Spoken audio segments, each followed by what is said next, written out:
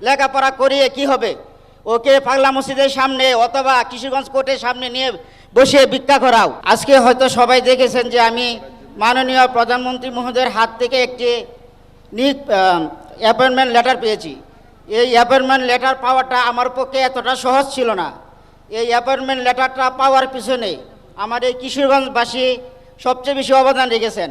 বিশেষ করে আমাদের সাংবাদিক ভাইয়েরা আমাকে এবং আমার প্রতিবন্ধী বোনটাকে নিয়ে নিউজ করেন, যে নিউজটা আমাদের কিশোরগঞ্জ হুসেনপুর আসনের মাননীয় এমপি মহোদয় দৃষ্টিগোচর হয়।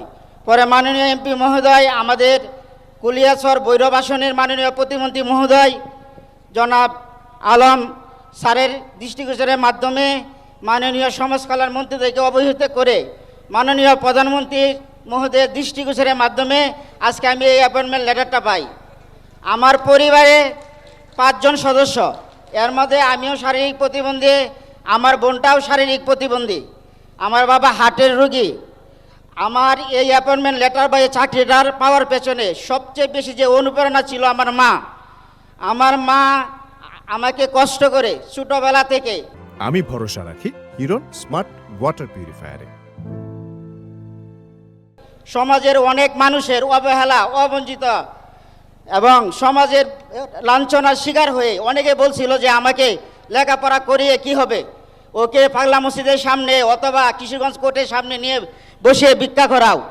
আজকে আমি সত্যিই খুব ধন্য এবং গর্বিত যে আমি আমাদের কিশোরগঞ্জের সকলের প্রচেষ্টার মাধ্যমে মাননীয় প্রধানমন্ত্রী মহোদয়ের হাত থেকে আজকে এই অ্যাপয়েন্টমেন্ট লেটারটি পেয়েছি।